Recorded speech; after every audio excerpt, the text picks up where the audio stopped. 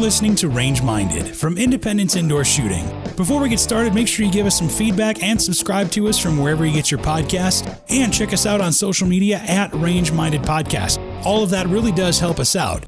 This is episode 121, where we talk about the state of the firearms industry, what you can find in gun shops, what you should be buying right now, and maybe what you should be passing on. Thanks for listening, and as always, we hope you enjoy episode 121 of Range Minded, the stuff to buy and the stuff to pass on. Hello and welcome to Range Minded from Independence Indoor Shooting. My name is Mark Long, and I am joined as always by... by Steve Zimmerman. What's up, fellers and fellerettes? The one and only. How are you, sir? I'm doing good. My nose is a little stuffy. It's kind of smoky outside, but it's all good. Yeah, we're dealing with smoke in the great state of Idaho from all the wildfires going on around us.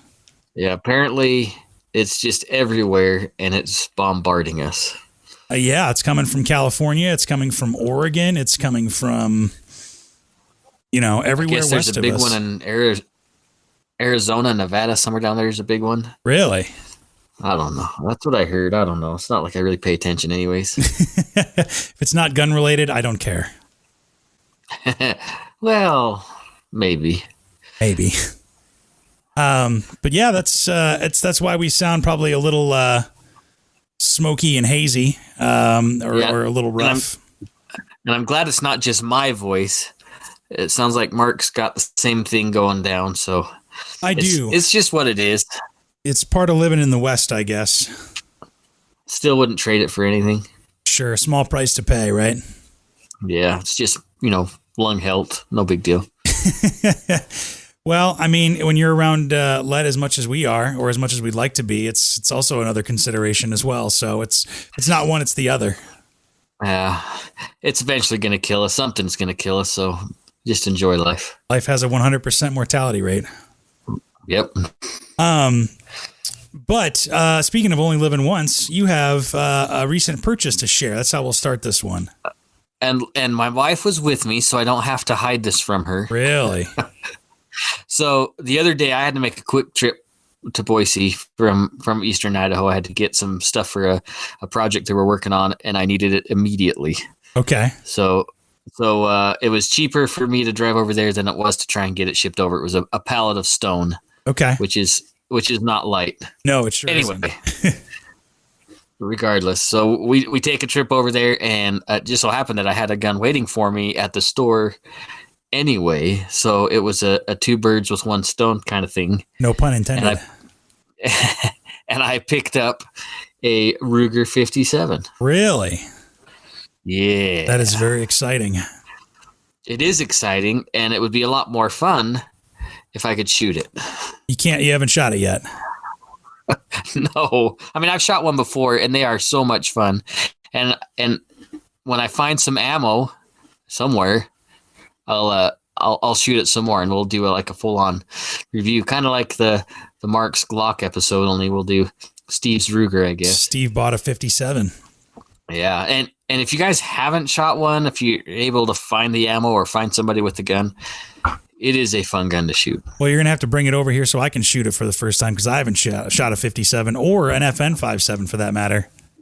Yeah, and I've got access to a 5.7, and I'm going to shoot them side by side. I'm going to do a little video review, shoot some watermelons and something. I'm going to find something fun to do with the both of them. I think that'd be great. Yeah, we'll put it up there on Facebook or something. So that way everybody else can enjoy it. I'm excited for you. Yeah, but anyway, it's I'm excited. It wasn't the cheapest firearm out there, but as we've talked about before, you kind of got to get what you can right now. Right. Well, it's also cheaper than a 5.7, isn't it? Yes. By a fair amount, if I remember correctly. Yeah. I was actually on Sportsman's Guide just today, actually digging around, and they're running anywhere from $1,100 on up for the 5.7. Yeah, and I think the street price of a 57 is less than $1,000, isn't it? Yeah, you can pick them up $800, maybe even down to $650, depending on where you're going. A friend of mine had a chance. Well, he didn't even have a chance. He was at Cabela's here in Idaho Falls, and the gun counter told him that somebody had traded one in, a Ruger 57 that had never been shot. He wanted something else, and that gun went for $300 used. Wow, that's a hell of a deal. Which is a smoking deal. But yeah, so whoever bought it got an amazing deal. Yeah, good for them. I wish I paid that little. I paid some more than that. But it's yours and it's brand new. It is brand new and it is mine. And you open the box, it still has a little light and angels sing when I open it up. And see, that's the magic that happens when you buy a new gun. That's right. So, but you mentioned that you can't shoot it. You don't have any ammo for it yet. I have to try one more place here in town. Everywhere, literally everywhere else I've been to says, no, we don't have any. And that's surprising because that's not the most common caliber in the world. No, it's not. I mean, there's some ARs and stuff out there in that platform, and the P90s, obviously in that platform. And we just mentioned the 5.7. Yeah. So there's not a lot out there. You're right, but for some reason, people are just soaking it up. I even was down in Salt Lake this weekend, and I hit a few of the bigger gun stores down there, and nothing. Really? Yeah. That's crazy. It's kind of disappointing, and we don't have any at the shop either. Yeah, well, we don't have much of anything. Yeah, and well, we do, but we don't. We don't have enough of everything. Right, and that's kind of what we're going to talk about tonight. And I wanted to start this with a statistic, kind of explaining why. Okay. So the National Shooting Sports Foundation, and this is an article from the Truth About Guns, updated their retail survey estimates about gun sales for 2020. Yep. So guess how many new firearms owners that the NSSF estimates there are in the U.S.? Since when? Like since the beginning of the year? Like when did the new statistics start? Did they say? Yeah, for all of 2020. Okay, all of 2020 new. I'm guessing we're going to be 4 to 6 million. Right in the middle. You nailed it. It's 5 million. Nearly 5 million Americans purchased a firearm for the very first time in 2020. Yeah, I was just kind of going back thinking all the numbers that we'd gone through before. That's amazing. Yeah. Now, the thing that needs to be put in there is some of those people are people that we wouldn't think would be buying guns. I would say a sizable percentage of that are people that you wouldn't expect buying guns. Whether it's a political affiliation or something. It doesn't fit the typical gun owner stereotype, I would say. And I think that's good. I mean, it's great. And maybe some of those people are folks that we don't want having firearms. Maybe they're buying them for nefarious reasons, but are able to purchase guns because they don't have an obvious problem. Could be. And I'm sure there's maybe 0.5% of those or something or less, maybe. I don't know. I'm sure there's a portion of those people are that way. But as gun owners, we should be welcoming these people with open arms. 100%. We should be first of all elated for those numbers, because that tells us a couple things. It tells us that the Second Amendment is not dead, because I guarantee these people are buying guns to defend themselves. Right. And it also sadly tells us kind of a state of events, which we're seeing. I mean, it's obviously turn on the news, you see crazy things happening in big cities. So just it should be great. We should be more vocal as gun owners, saying, hey, are you interested in going to the range? You want to go shooting? We need to find these people and bring them into the fold, so to speak. Yeah, and you don't need to necessarily be, a trainer. You just need to be a good steward of the Second Amendment and know how to handle guns safely. And you can teach people a thing or two about, safe gun handling and how to be a safe shooter and enjoy the sport as well. So. Absolutely. But out of the 12.1 million background checks from January through the end of July 2020, 40% of those were conducted for somebody who has never owned a firearm before. Fantastic. So that's a lot. Fantastic. Of people. But that's also the reason that Ammo's hard to find right now. Firearms are hard to find right now. And we wanted to give you kind of a state of the union on, what you can expect if you haven't maybe gone to a gun store lately, what you may or may not find, and as well as that, what you could, what maybe you should buy right now. I'm curious. I'm gonna Google something right now. I wonder if we can find out, like, by what state the highest concentration of these new gun purchases are from. That would be interesting to find out, because it could be from places with bigger cities. I've had more than one person from different states reach out to me and ask about firearms, ask for recommendations, ask about concealed carry. People I never thought would even think about it, Oh, look, they do have, Nix has this information. All you need is a little bit of Google foo. Yeah, this is kind of a detour from where we were going, but I just, as you were talking about, I was just really curious. It's just in alphabetical order, so I'd have to do some deep dive. That would be interesting to find out, though. That is some interesting information, and I have it all broken down by year and the most current at the top. So, it's interesting. Just by way of information, Alabama did just in July 107,000 background checks. That's quite a bit. Now think about this. These are background checks, so these are people that do not have concealed carry permits. Right. These are people that are more than likely buying a gun for the first time. So that's pretty intriguing. Yeah, the data is always interesting to dig through. Here's Illinois has a huge number. What's the number? Just in July is 714,000. Wow, that's 750,000 in 1 month. And it is the largest by quantity. So Illinois is the highest purchaser.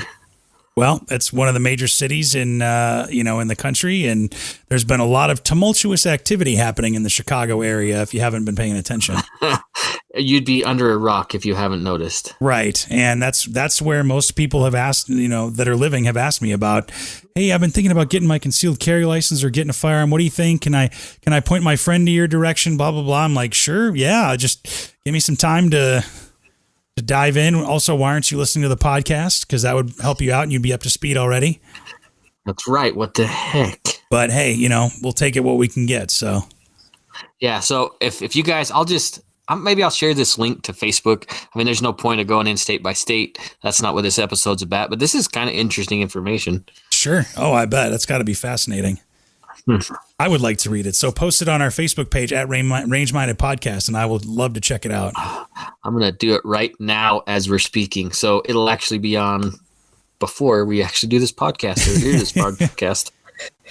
It's like we're time traveling or something. We're in the future. So, so there's, maybe if you are thinking about, buying a firearm for the first time or concealed carry license, or you just haven't, maybe you have a firearm and you haven't been in a gun store in a while and you're thinking you need to stock up on stuff. We've kind of done some thinking about and based on some observations about what is good to buy right now, what's not so good to buy right now, and what you can expect going into a range. Yeah, sorry, I'm typing a post. Sorry. Yeah, it's getting crazy. And that's why, just my experience this weekend down in Salt Lake, going to gun stores and trying to find 5.7 ammo and all that. It just makes me wonder, like, what should we be focusing on? Should we be buying more of one thing than other? Should we maybe selling something that is just a burden right now because we can't get the ammo for it or something like that? So sure. Well, what was the first thing that came to your mind when you thought about this? So the very first thing I wrote a list down here. The very first thing that came onto my list is obviously ammunition. But here's the caveat. Do we need to buy the ammunition? Are we buying lots of different kind of ammunition, or should we just be buying range ammo and defensive ammo? And if that's the case, should we just be buying one particular caliber when it comes available?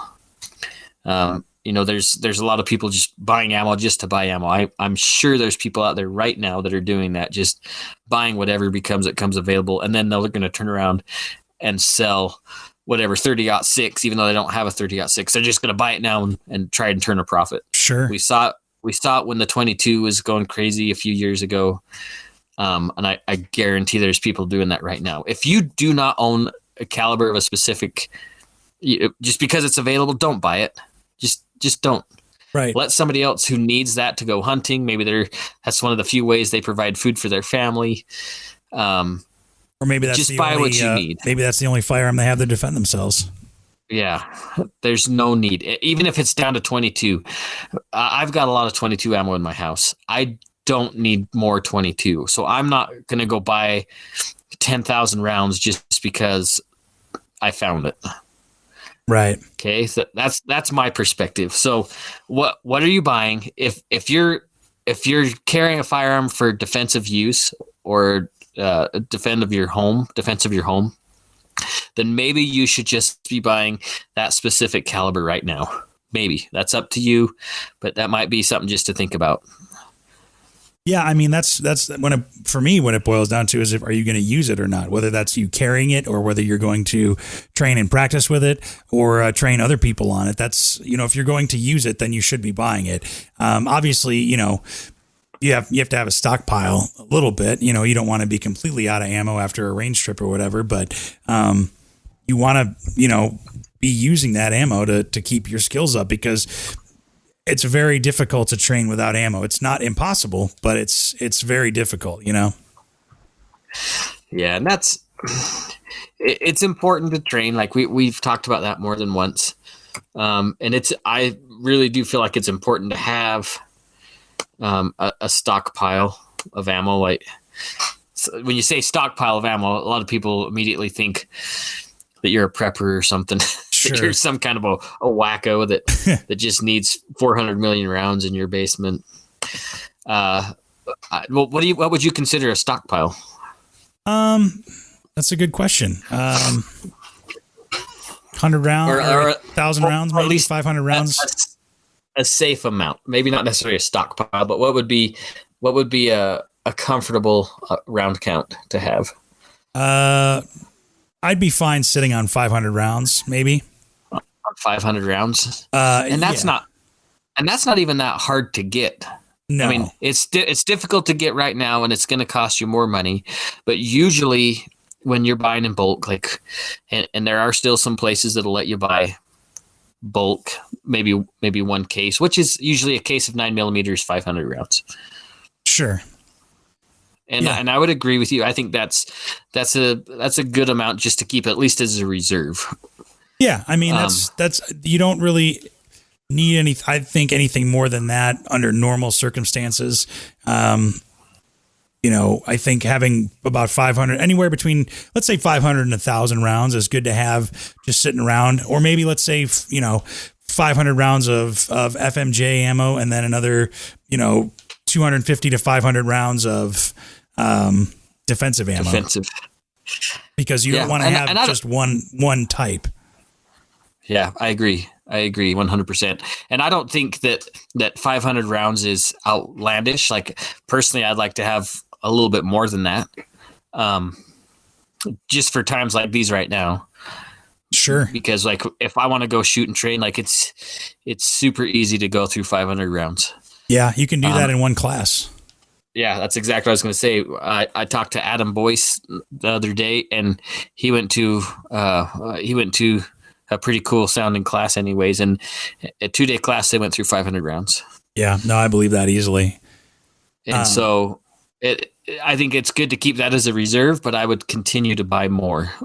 Yeah, no. And so let me explain a little bit. When I say that's like my stockpile, that's where don't touch it. That's, stored away for a rainy day. Like, something like this, if you are training and can't find anything else, I always like to have, range ammo kind of at the ready as well, if that makes sense. Yeah, absolutely. So it's not just using the stockpile. It's almost like an emergency fund, for example. Yeah. Rainy day fund. Right. There we go. And I think it's important as we're talking about what kind of ammo to buy, whether it's defensive or ball or whatever. Like I said, I think it's important consolidate or maybe be a little bit more specific on what guns you plan on using for defense or everyday carry, or even just taking to the range, because maybe and I know there's folks out there that have a 500 round reserve for each caliber that they have, and it might be difficult to replenish that reserve. And so maybe we need to be a little bit more selective on what we take to the range or what we choose to carry. Sure. And I mean, that's the other thing too, is that, if you have multiple calibers, you're going to be spending that much more, it's, or twice as more or 3 times as more. And your money's not going to go as far let me back up. Your money's not going to go as far as if you had maybe one main caliber that you were using, 99% of the time. Well, and back to the example of the 5.7 millimeter the 5.7 ammo that I'm trying to find. So a year ago, I could have bought 50 rounds of FN. They come in boxes of 50. Mm-hmm. I'd probably be spending $20 to $30 a box. Which is pricey, but I mean, it is not for the ammo. It is. It's still expensive, but it's kind of a niche ammo. It's kind of cool. But now and that ends up being, well, I'll have to do the math. You're like 40 cents a round or something, 50 cents a round maybe. But now we're at $1.60 a round if you can find it. Not cheap. And so, yeah, so that's what I mean. Maybe we need to be a little bit more selective. Maybe that Ruger 57 was a dumb purchase on my part. Maybe I should have just waited and found some ammo and held a little bit longer. But that's been something I've wanted for a long time. Sure, it's been on the collection list for a while. And actually, what I was going to say is that something that you may want to consider buying now is look at the not so common guns that maybe you've had on your collection for a while. And that you don't have a good reason to buy under normal circumstances, but you've got some money kind of burning in your pocket. Now might not be the worst time to find that if you can find it. If you can find it. Because on the flip side of that is that everybody's going to want a Glock 19. Everybody's going to want, a SIG, 365, the guns that you would think that are most common. People are going to want those guns. M&Ps, even Walthers, anything that's kind of your run-of-the-mill firearm, people are going to be looking for them, Right. But they're not necessarily going to be looking for the more oddball or niche type of guns like you said. Yeah. Yeah, and stuff's still going to be expensive because the people that do own those niche guns are going to be soaking up as much as they can too. Sure, but I mean, the demand for those, I think, is going to be not as high as a Glock 19. Remember a couple weeks ago we were talking about it, where there was that article with the guy selling Glock 19s for $800.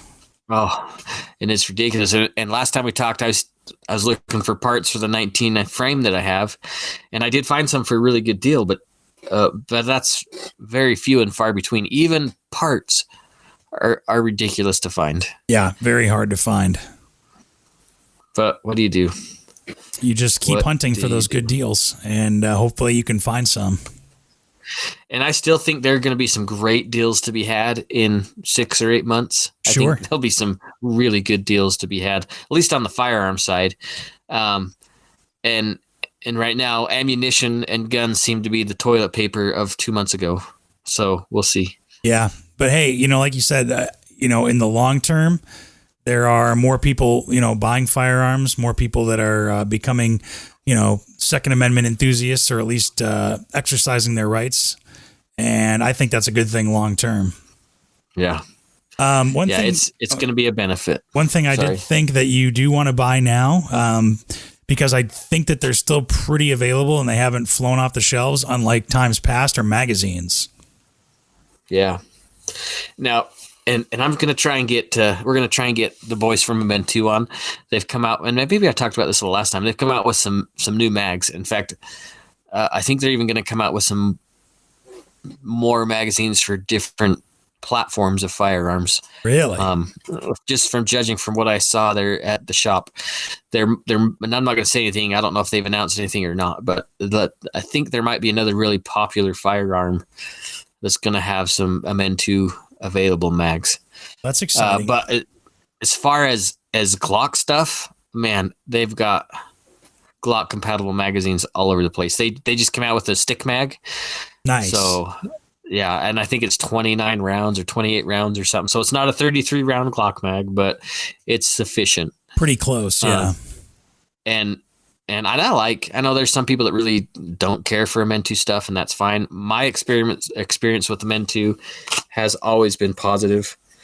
They've always treated me really well. Well, it's because you're such a nice guy. Stuff.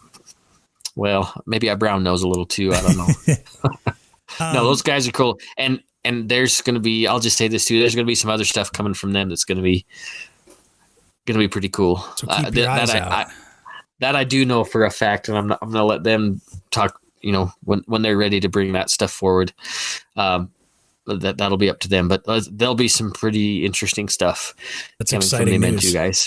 I was going to say though, but yeah, magazines are still around. AR mags, AK mags, pistol mags. I've seen Glock mags still for, aftermarket ones for $12, $13, even originals, or OEM mags for 20 for the same price. Like they haven't really changed, which I've noticed too.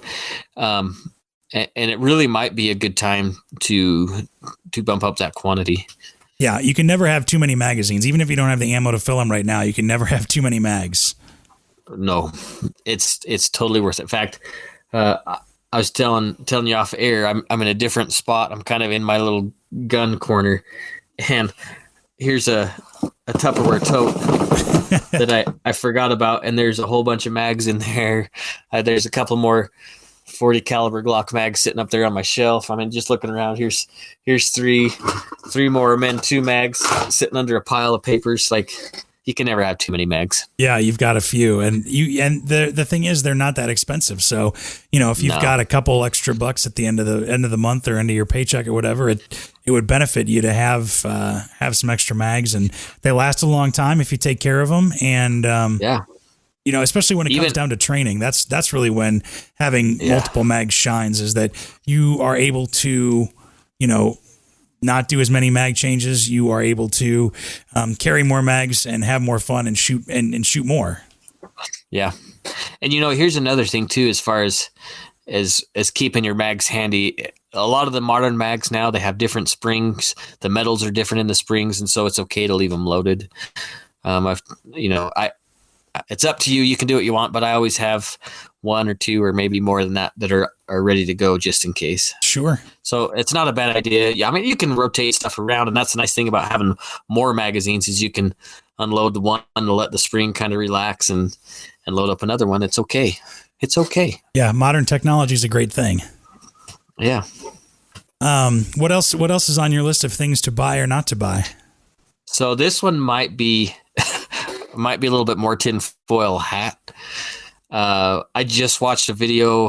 I was watching first. I saw one of the news or whatever. The Denver. They had some problems in Denver, and the sheriff and the mayor and they all got up and had a news conference about stuff going on. Sure.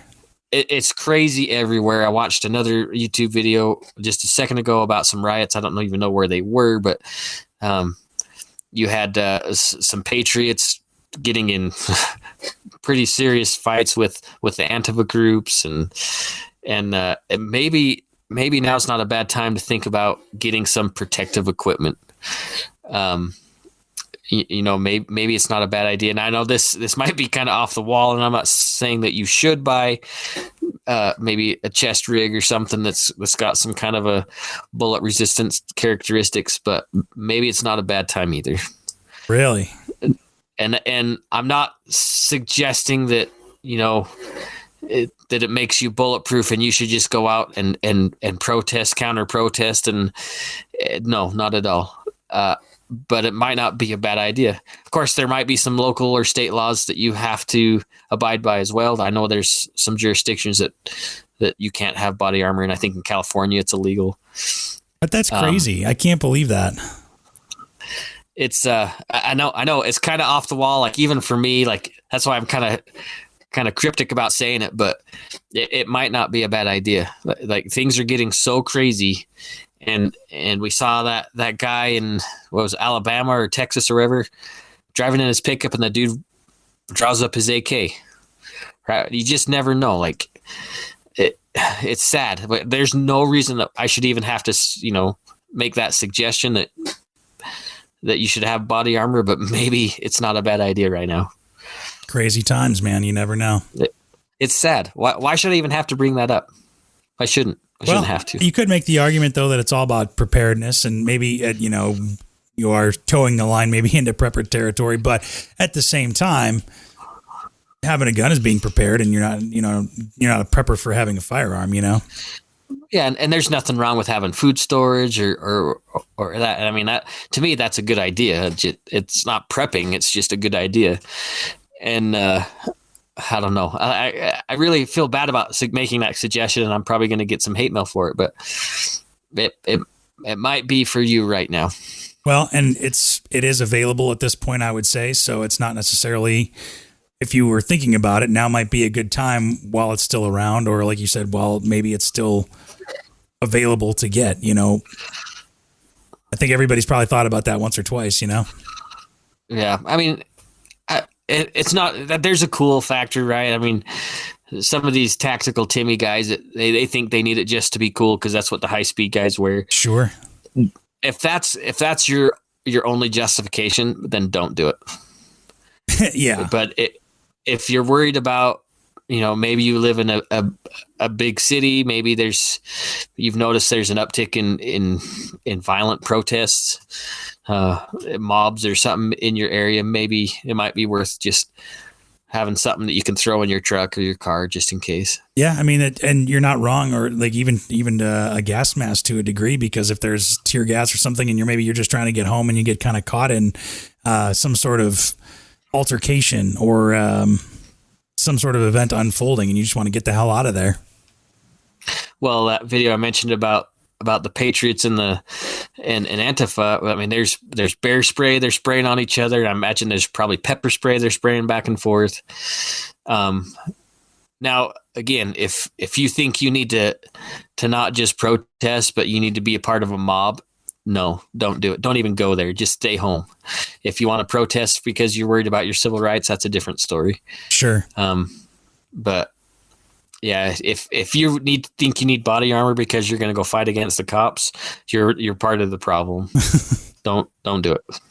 Yeah, I guess not a bad idea to look into, at least though, but the other thing is that stuff is not cheap.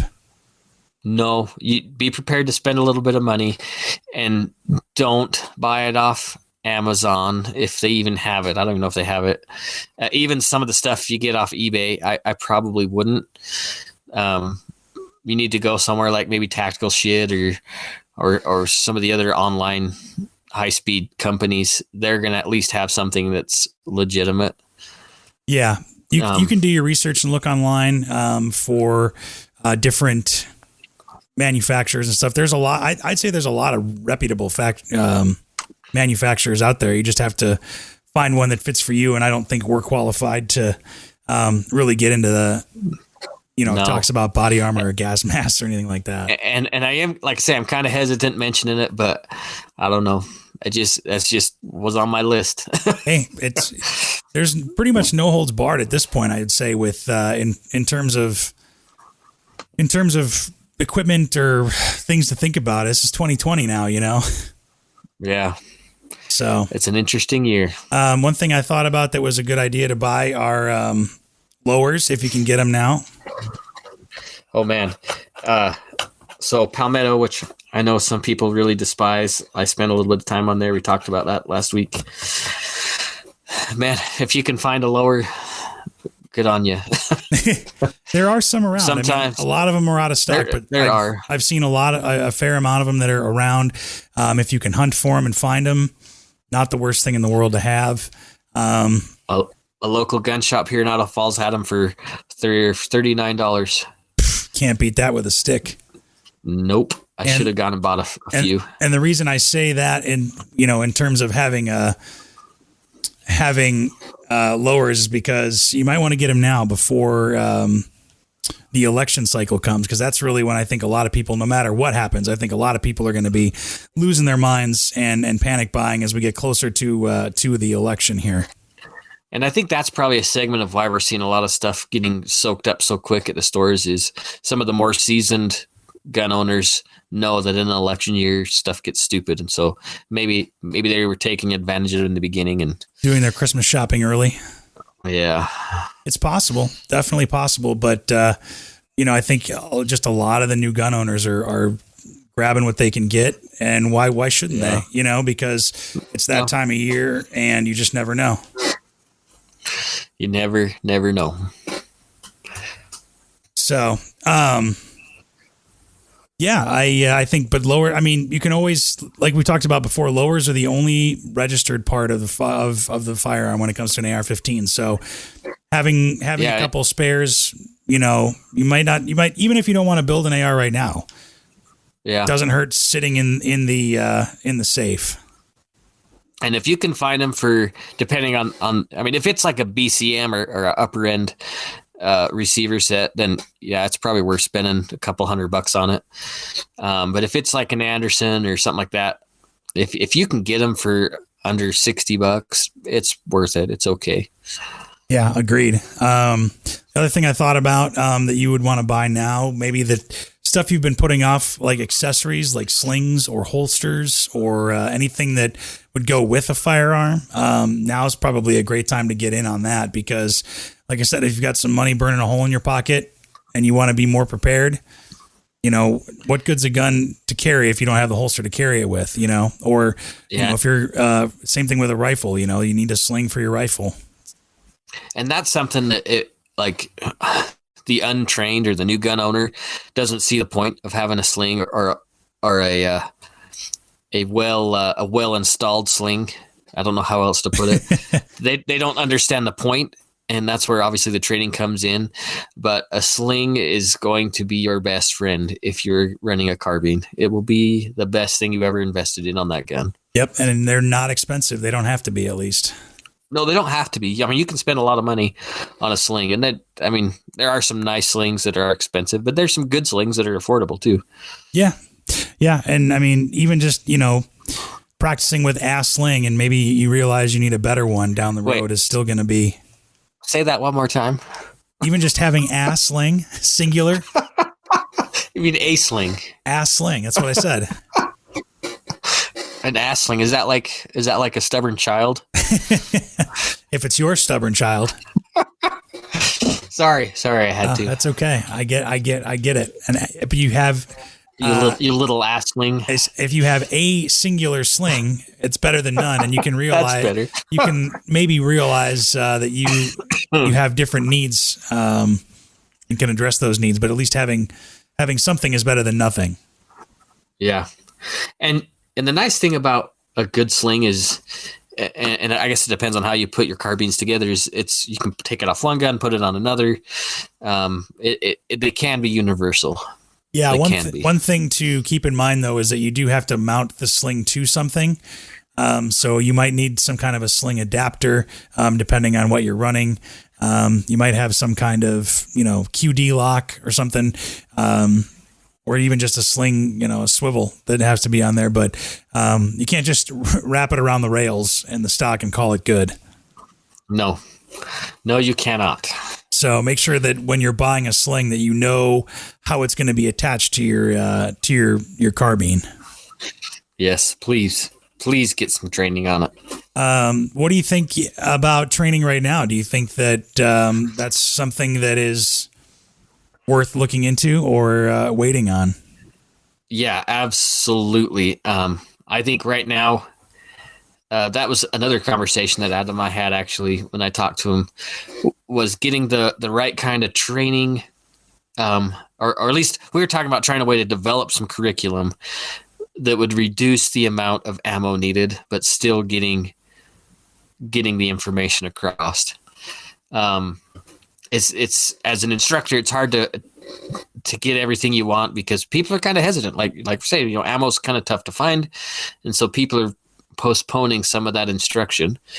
And I know it's important. I know there's instructors out there doing that, trying to adapt their class to accommodate, to get as much education out of there as possible. Sure. But maybe it's not a gun class that you should be taking. Actually, one of the things on my list was finally getting your first aid or your trauma class in. Like, now's a good time. Like, don't stop learning just because you can't afford to shoot your gun. Take a different class. Right. And that could serve you in many different ways. We've talked about it before too, but you mentioned altercations, protests, riots, or whatever. Even if let's say something happens and you have that knowledge to be able to give first aid to somebody, that could be life-saving even more than a firearm would be in that regard, depending on the situation. Yeah. I mean, I've been in the situation of feeling completely helpless while somebody is severely hurt. And I mean, it's so frustrating, and you feel almost worthless that you can't help that person. Yeah. And it could be a traffic accident. It could be a family member that, run over their foot with a lawnmower. I mean, you never know. And having some kind of a base knowledge on first aid is invaluable. Yep. Whether you're in the city or out in the country, crowd of people, I mean, that's invaluable knowledge. And, that's another thing on top of that is if you were working on a medical kit, maybe, you should still be able to find that stuff. And I think, we've said if you're in the business of making holes, then you should be in the business of patching them as well. And that was exactly on my list. It said first aid training and then leading towards kits. So yeah, get your IFAC built, get a family first aid kit. That stuff is expensive no matter what's going on around. Good medical stuff, first aid stuff is expensive, and you want to spend the money on it. You don't want to buy the cheap stuff, because that's exactly what it is. Right, and it's going to fail on you when it matters most. Yep. So what else is on your list? I'm kind of capped out on my list. That I had only, oddly enough, I only had one thing really not to buy, and that was, just the common firearms. I mean, you're gonna have a tough time trying to find those no matter what.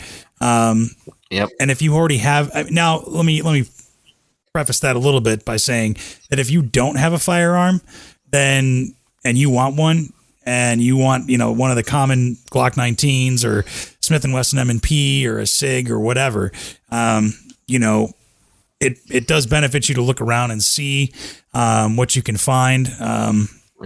Maybe not paying $800 for a Glock 19 if you already have two other ones, but if that's the only one you have and you have it right in front of you, might not be the worst thing in the world. But we also just did, 2 episodes ago talking about what to find online and how to find firearms, even used firearms, that still work just as well. Yeah. The other day, back to the Salt Lake story, it was yesterday, I guess. I stopped at a very major outdoor sporting goods store that is all over the United States, that may have a library of guns that they have, and they had an old Smith & Wesson. I can't even think of the model now. It's just the old metal clunky semi-automatics that have been around. Like a 6906 or the old like 90s ones. Yeah, it was $600. That's insane. That's come on, six guys. kinds of insane. But then again, that particular retailer is known for higher than usual firearm prices. So doesn't really surprise me all that much. Yeah. So that being said, if you were looking like Mark, you just mentioned you're trying to find a firearm maybe for defense or whatever, don't just stop at one shop and say, oh, they don't have it and give up. You're going to have to put in some invested time and stop at a few different shops, even some small shops. I went to a very small shop in Layton, Utah yesterday. They actually had some cool stuff on the wall. Not a lot of stuff like everybody else, but they had some cool guns that are hard to find. I didn't look at their used guns, mostly because when I look at used guns, I look at handguns, and I didn't have a way to buy a gun across state lines, so I wasn't going to deal with that. Right. But invest in some time, look up some shops, talk to your buddies that are gun guys or whatever. If you need a gun, there is something out there, and maybe you buy a used gun from a buddy. Even I don't know. That's actually something else on my list. Sure. Oh yeah, that we can go through. But there's options out there. There's always an option. So private sale is on your list, or having.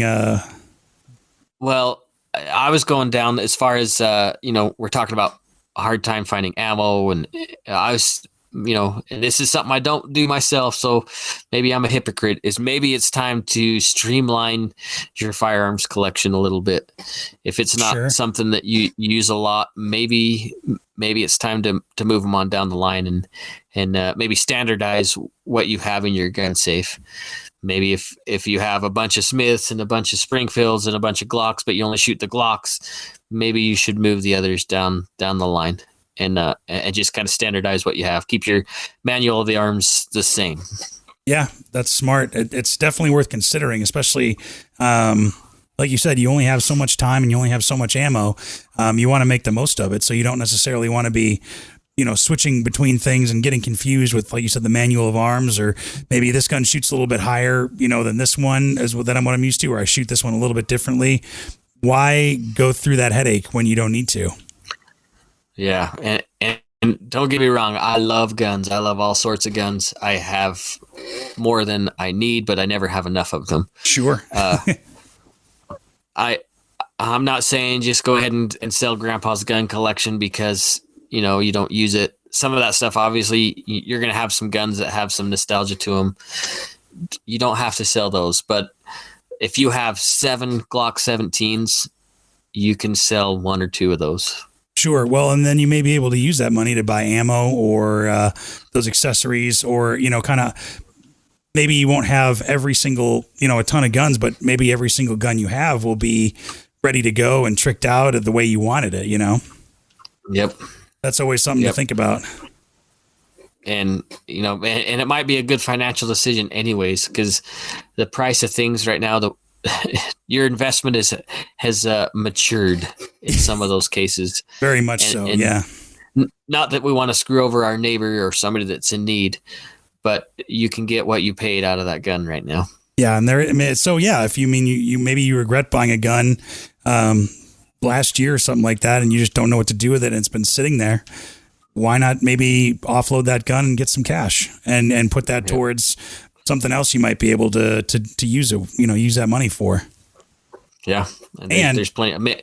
Maybe it's as simple as paying off a credit card or something. Sure. Maybe I don't know everybody's financial system or situation, and I am the worst person to ask about money advice. So something to think about. Yeah. Yeah. Well, I think that does it for my list. Like I said before, and we've talked about it before, kind of ad nauseum at this point. Gun shops are, slim pickings right now for firearms and for ammo. So you're going to have to do some hunting around for things you want. Like Steve said, call around to different gun shops. Maybe you have to drive an hour to find what you're looking for. But, if you're diligent enough, you can find it. I remember a few years ago, I was working here in Idle Falls at a range, and a kid that worked there with us, he needed, or he wanted a sub 2000, and nobody could get that. It was right when they came out with the new sub 2000, the Gen 2s, and nobody had one anywhere. He went up to some little podunk gas station somewhere in the middle of nowhere. It might even just been across the state line in Montana or something, just in the middle of nowhere, and they had one. So you never know. You never know where you're going to find stuff that you need. So definitely worth checking out, worth doing some research for, or, maybe like you said, you have a friend who, who's into firearms, and maybe they have a bunch of Glock 17s, and maybe they can sell you one for a good deal. And then that way, you're getting the gun you want, and they're getting some money, and everybody kind of, wins in that regard. And then there's a new gun owner. Yeah, that's right. In the mix as well. That's right. So, but if you have any questions on any of that stuff, if you have any, especially like where to find guns, go back a couple episodes. We did a great podcast episode on where to find stuff, where to at least send your search, or start your search to find guns that you're looking for. If there's something specific, you can always ask us as well. Yeah, and I think that episode that you just talked about, I think we gave some fantastic resources. We gave away all our secrets. Because that one website, I mean, you just type in whatever, Mod 2 Smith & Wesson. It'll tell you what the best price is and everything, and it'll steer you towards the right direction. There's a lot of resources out there. Utilize them. Yep. And the more time you put in, the better luck you're going to have. So, but if you have any questions, let us know, podcast@iishooting.com, or you can check us out on Instagram and Facebook at Range Minded Podcast. We're always around to answer questions, answer emails, and help you, become a better gun owner, find what you're looking for, maybe a first-time gun owner.